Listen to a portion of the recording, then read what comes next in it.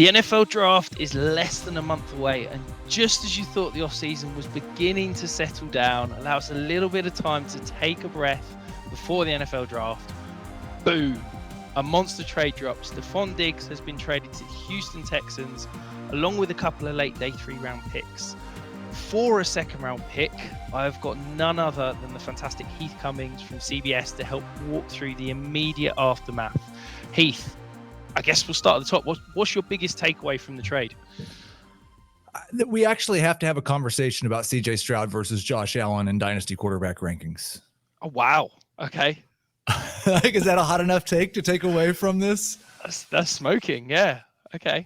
I think, and we've seen Buffalo kind of try to piecemeal this wide receiver core together around Stefon Diggs as the number one, and it's worked fine. He's been the best quarterback or the second best quarterback in fantasy for the last couple of years.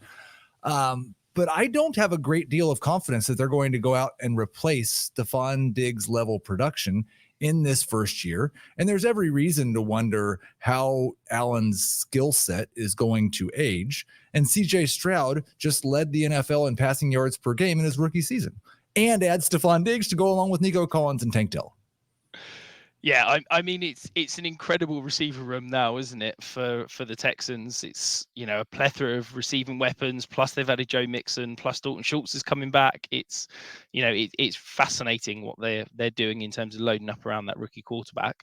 So I've been talking all day saying, to me, this doesn't affect Josh Allen at all in dynasty. Stefon Diggs is a 30-year-old receiver. I think if we're looking at this from dynasty, you probably should have been baking in the fact that Stefon Diggs was maybe going to be going or definitely seeing a production drop over the next 2 years. But for you, it's taken a big hit to Josh Allen's value?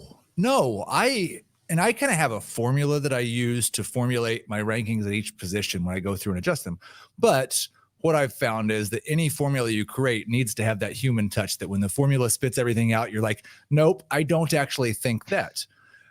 And so what I will say is the last couple of months, the thing I've had to correct is that my formula has wanted to say that CJ Stroud is QB1.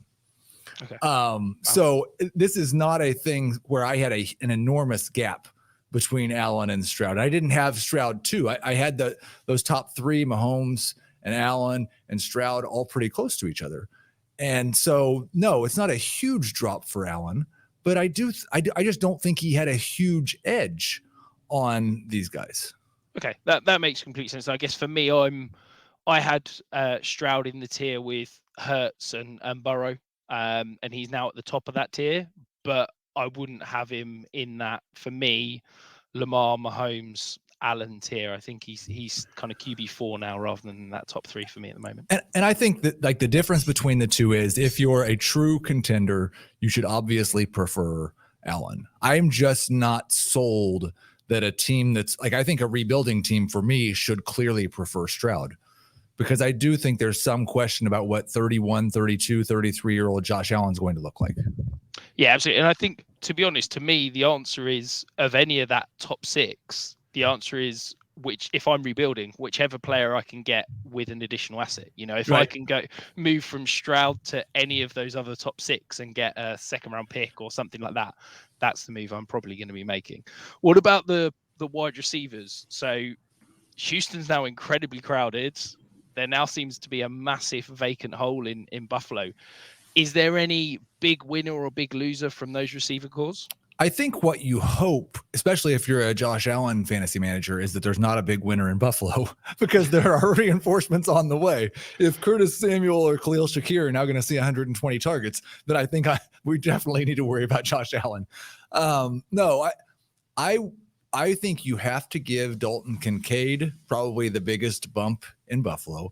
I would downgrade Stefon Diggs more than I would downgrade Nico Collins or Tank Dell over this move. Not to say that I think that Collins and Dell are locks to be better than Diggs this year. It's just that a wide receiver that age, who is at least a little bit of a malcontent, is changing teams, and that's worked out really poorly a lot of times. If the team that has you is feeling like they need to move on, especially during that win now window, then I think that's at least a yellow flag, if not a red flag for Diggs.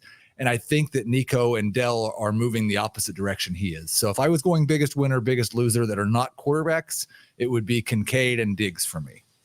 Yeah, I think I agree with you on Diggs. I think it's John Paulson of 4-4 that always used to have the line of anytime a wide receiver is moving team, unless they're seeing an upgrade in quarterback or an upgrade in volume of targets, it's a downgrade in fantasy production. And well, it's probably semantics whether you can argue CJ Stroud's a better passer than Josh Allen, but let's say it's not an upgrade, and it's hard to see him seeing an upgrade in targets. So it's got to be a downgrade in fantasy production because there's nowhere really for him to go but down, quite frankly. Well, and I think there are people who were holding on to Diggs because he just kind of crossed that threshold the last 6 or 7 weeks of last season.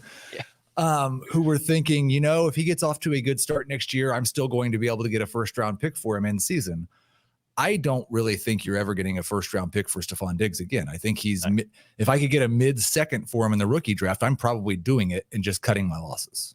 Yeah, no, absolutely. I think the other, I guess, sneaky winner for me in all of this is Joe Mixon. I think that if you're looking for a win now, cheap running back that you can probably go and buy for a second-round pick, I think Joe Mixon's a smash now at that price because this offense is going to be absolutely phenomenal. We've seen Joe Mixon has a nose for the end zone, has had some really good touchdown seasons.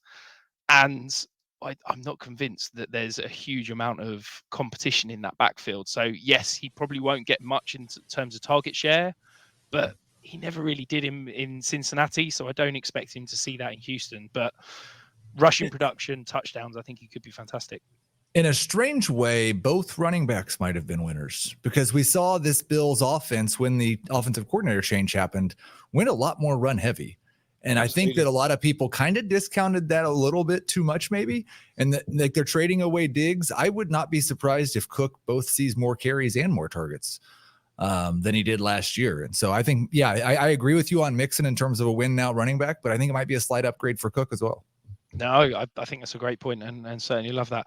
Well, if you are watching, make sure you're hitting that subscribe button. We have got rookie profiles dropping daily, and there's a mock draft every single week as we head up to the rookie draft, and so much more to come.